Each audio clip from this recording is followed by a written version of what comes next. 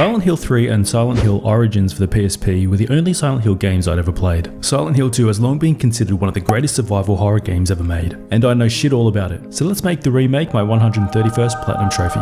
So first playthrough, and at the time there weren't any guides out, so we had no choice but to raw dog this town. It looked like we needed to do 6 total playthroughs, but we were just going to start up and see what happens. I don't actually mind playing for funsies every once in a while. Straight up we got some good accessibility options, and nice looking masks, holy shit. We set everything to standard and started our journey. The game opens with James in the bathroom looking at himself in the mirror. Totally unique, never seen anything like it. And within the first couple of minutes we pop our cherry with trophy number 1, no turning back. All we had to do was try to leave town.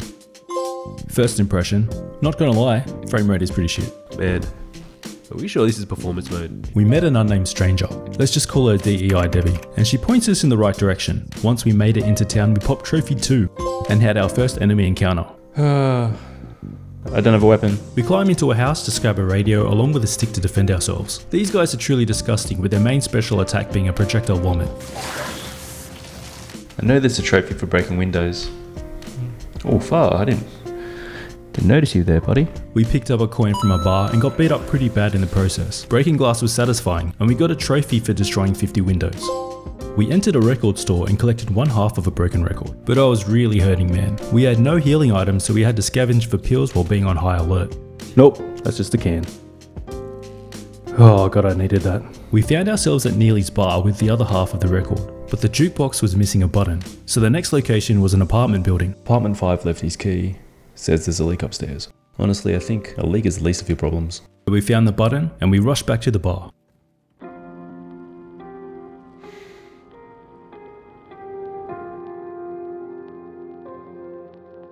We also landed trophy 4 for trying to open 50 locked doors. Once we made it outside, we found a key for Woodside Apartments before getting gangbanged by 3 monsters, and then we ran to this new location. We hopped over the desk and found an interesting puzzle we would get to later, and also found a hint as to where we can find a gun. At last we found a flashlight, but got jumped the second we picked it up. Oh, thank you. Finally. Oh, shit. Didn't know that was gonna happen. This new enemy type, the one that has 4 legs but only uses 2 for walking, are really fucking sneaky. This is when I noticed that the radio doesn't always pick up monsters in the area. Oh, you thought you had me. Fuck. Now I'm pretty sure Pyramid Head is introduced in an apartment building. Don't know if it's this part, but that's kind of all I do know about Silent Hill 2. We found a golden apple handle and soon later ran into Pyramid Head. Room 217 finally gave us a pistol and we were able to get our dirty hands on trophy 6. Oh, there's a trophy for this. So I'm supposed to pop all of these balloons. Oh, it's gonna cost me 11 bullets. The apple handle we received earlier got us into a bizarre puzzle room. It took me ages to figure out the solution, but we cracked open the safe which contained a coin as well as a key. This got us onto the 3rd floor, where we met Eddie, who gets turned down when he asks James for help to get him out of Silent Hill. We stepped outside and there were 3 monsters hanging around the pool. Something told me they were guarding something special, so we took care of them and found another coin. Throwing a 6-pack down a chute gave us another coin, so now we could tackle this puzzle where we had to place the coins in the right holes. And unlocking room 201 properly introduced us to Pyramid Head. Righto. What in the world is going on there? I didn't know P. Diddy was in this game. Don't do it, James. Yeah, fuck you, P. Diddy. After that tense scene, we entered the other world for the first time, which is kinda like the Upside Down. This other world is even nastier than the real world. Oh, that's scary. Yeah, this game's way scarier than Dead Space. We played around with this clock which opened a door, dug out the minute hand from a blocked toilet, and solved a puzzle involving 2 bird figurines. Turns out the chick from the start of the game is Angela, and she's a little crazy, but it seems like we're both searching for people. The monsters have a really strange fighting technique, but we managed to hold our own and figure out a simple moth puzzle. And here's James always sticking his hand in places it don't belong. Now it was time to fight Pyramid Head. I had him on the ropes, but just as I was about to land the finishing blow, the full-time bell rang and so he lived to fight another day. That's right, bitch. The fuck out of here. Okay.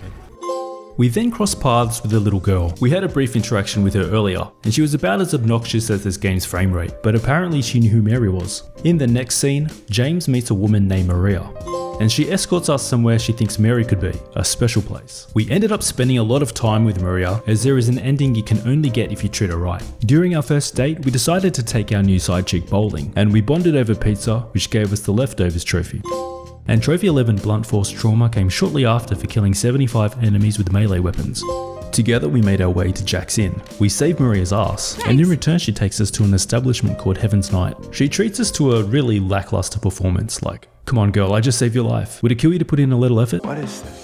When we arrived at some garden, we hear a tale about a woman who was banished to die on an island. Every night she lit a candle for a man who was in love with her. He would row out to her to provide food and company until one night the lake took him. We hear a scream coming from a nearby theatre. So we left this chick outside and investigated. Eddie and the little girl Laura were chilling in front of the big screen that had explicit instructions to like this video and subscribe for more platinum hunts. Turns out Sweaty Eddie didn't leave town at all, and his accent was a little suspect, but he was able to get the popcorn machine to work. We chased Laura through the cinema and into the hospital. When we catch up to her, she flees. I notice that she likes bunnies, so I think of an ingenious plan to win her over. Maria proved to be largely useless at this point. She keeps putting herself in my line of fire, and her bad dancing from earlier still bothered me. And she doesn't help at all with the heavy lifting, but we did get an elevator working on the second floor now, and Maria starts sketching out, so we drop off this dead weight before the pingers start kicking in. So comfy. We were now back in our element as a lone wolf, and had our first encounter with a slutty nurse. We picked up a shotgun, and I discovered that nurses don't stay down unless you really fuck them up. James falls down a hole, but manages to push himself out of it. After solving some puzzles, we collected a few bracelets from former patients, which gained us access to the rooftop. But then I remembered we were supposed to be trip-sitting Maria, so we go back downstairs to check in on her, but it looks like she went to clean herself up after wetting the bed. We made our way up to the rooftop, and Pyramid Head chokeslams us to our next location. When we catch up to Laura, she tells us that she hid a letter from Mary. I hid it. In there. It's in the back. Behind an old pipe. Okay, wait here. Yeah, or she can get it. Laura? Saw that happening. What the fuck are you? It was a tough fight, but we pulled through and found ourselves back in the Upside Down. Then we got trophy 14 for 75 ranged kills. So we make our way through a series of puzzles. We get into a serious altercation with a slutty nurse who was rolling hard on ecstasy, and unlocked the box, which turned out to be empty, but scabbed an elevator button to get us into the basement. After stumbling across a copper ring, Maria shows up, and she's pissed bro. Like, her mood is more unstable than the frame rate at this point. What do you mean, anyway? But she finally gets her hands dirty, and together we find another ring. We use the rings to open a secret door, and Maria gets murked by Pyramid Head. I don't really believe she dies here because there is that Maria ending in the game, but I could be wrong. So the trophy guides are out, and just found out that a lot of the collectibles are missable. Unfortunately, that means an extra playthrough because some of the collectibles you get have to be in a new game and not New Game Plus. So the question is, do I push on and finish the game, or do I start a new playthrough and just go ahead and collect everything? It was a major fork in the road, but I decided that in order to save time in the long run, I would start a new save on easy mode and smash out the first half of the game again. We also learned that we could get the platinum in 2 playthroughs, not 6. So it was back to the beginning again.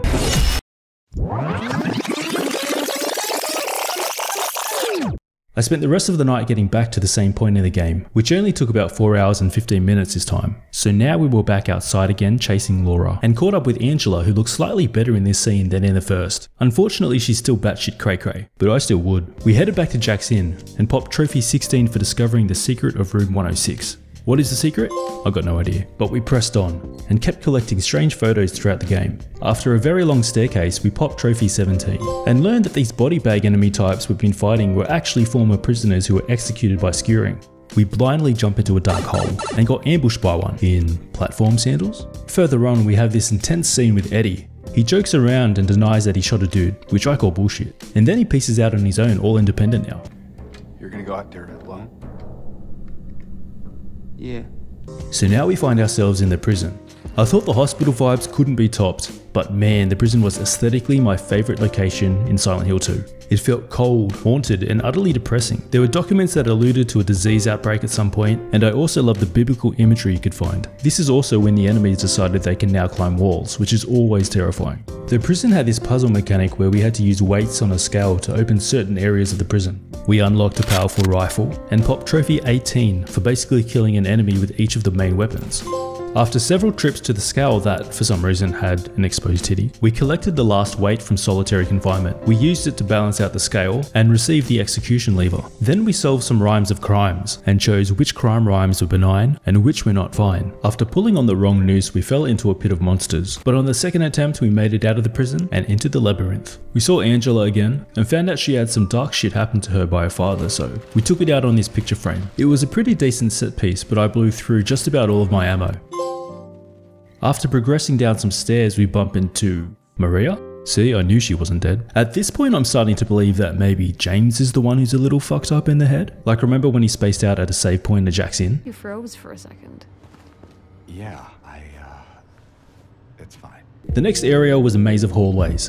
And there goes James sticking his fist into dirty holes again. After collecting all the pieces of a lighter, we ignite a rope and drop a cage through the floor. After jumping through it, we check in on our girl, who is seemingly ghosting us at this point. So the labyrinth is essentially a rotating cube that you can manipulate to explore different areas. There was one section where we encountered Pyramid Head again, and popped trophy 20 for finding his room, which honestly could use a little makeover. We check in on Maria once again, but still she's blue balling us. And after entering the cube a final time, we were chased by the Pyramid Head. We shot our way out of the situation only to find Maria dead, again. But this time James is super cut up about it. As we head on out, we notice that Pyramid Head left behind his Buster Sword, so we used it to clear the path ahead. At this point I'm wondering, wait a minute, is James Pyramid Head? Is there some kind of alternate universe shenanigans happening in this game? And then I start thinking about the story Maria told about the man rowing out to the lake every night. Was that a metaphor for James's eternal search for his missus? My imagination runs wild. We came across a bunch of open graves, and after jumping into our own, we find Eddie losing his shit. This time he is totally unhinged. He confesses to killing these guys, and it's clear he's been severely bullied, which had taken a toll on his sanity. James disarms Eddie and tells him that he's actually an ally of the Bopo movement. So Eddie runs off, and I was not expecting this, but we have a boss fight with Sweaty Eddie. He's quite nimble for a fatty boomba, but he can take a beating, and I was a little disappointed about the game's lighting. Maybe it was just me, but the darkness in this game does not hold up to Dead Space or Alan Wake 2. It all looks grainy and kinda shitty.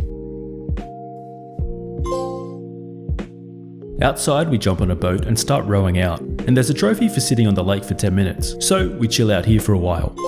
We land at Lakeview Hotel, and it's a nice change of scenery. We also found a note from the receptionist addressed to James, which alludes to a recovered videotape. We find Laura in the restaurant. She shows us a letter from Mary, but also runs off to find a second letter that she had lost. Turns out the hotel isn't even safe from baddies. I love those little screams he does. So our goal was to collect 3 figurines of Disney princesses. We have a boss fight against one of these large things. Up until this point, we never really got to see them up close, but now that I can see its face, it's an interesting design choice. To use the employee elevator, we had to give up everything in our inventory, which left me feeling a little uneasy, but I really liked this part because this section of the game made me feel helpless, which upped the tension for sure.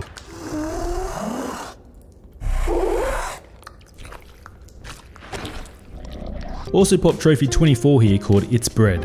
I don't know what the relevance is, so maybe someone can explain it to me. After slithering from room to room, we eventually unlocked the code to a safe and collected the only copy of James's solo amateur sex tape. And then we found the final figurine we were after. We were nearing the end of the chapter and close to the end of the game. With the platinum trophy firmly in our sights, we were motivated more than ever to push on.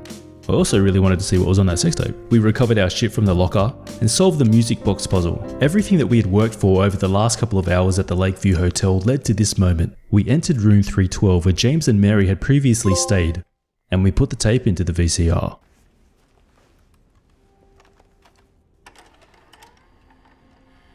It was really difficult to make out what I had just seen. Mary was clearly ill, but watching this had a deep effect on James. He remembers that he killed her, which kinda blew my mind and I needed a minute for that to sink in.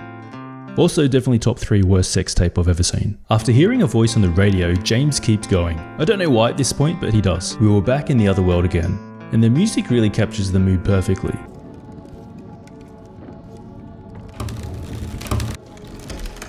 It was here that we collected the last of the 26 glimpses of the past, which unlocked the trophy Echoes.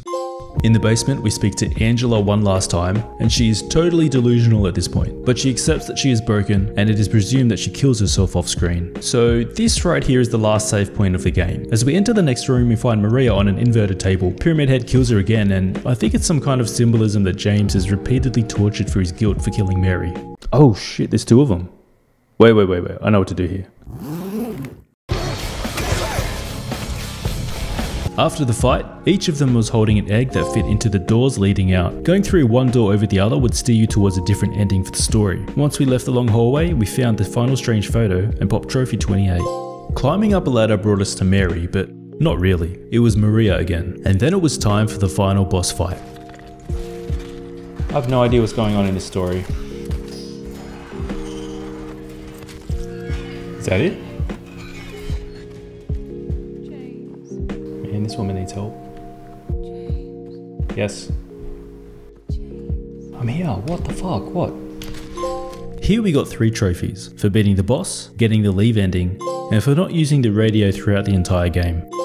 And here are the stats for playthrough 1. Surprisingly, I got the leave ending, which is considered the good ending where James comes to terms with Mary's passing. Not gonna lie, I thought I would get Maria's ending because I only treated her like a fucking queen. I guess even in a video game I got no riz. Total playtime was 11 hours. For some reason, I didn't get the Archivist trophy. Let me check my stats. 67 notes picked up. I just missed a memo, I think. So there's 68 in the whole game and I've only got 67.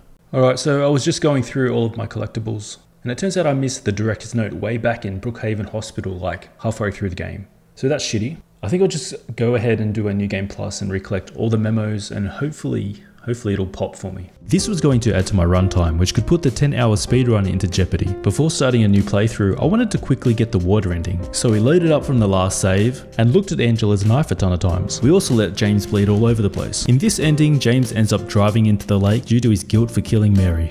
Now it was time for New Game Plus. For this playthrough, we needed to complete the game in less than 10 hours, not use any ranged weapons, recollect all memos, and set up for the other 3 endings. We popped a trophy for picking up the chainsaw, which is totally broken by the way. You can one-shot just about everything. With this in our possession, the game was a breeze.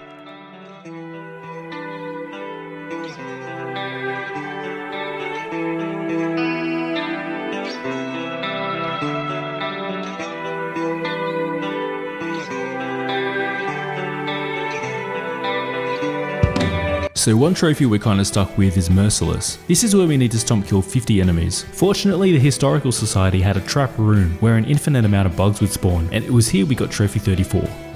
We made a lot of progress quite quickly, and hit the prison at the 3 hour and 20 minute mark. In New Game Plus, we had to be really careful not to pick up this item in the Lakeview Hotel until we made a separate save. Doing so would secure us the rebirth ending and lock us out of all the other endings. So we did as much as we could, saved the game, and then picked up the book. We watched the tape and went on to finish the game. A huge relief came once we entered the manager's office and picked up the final collectible.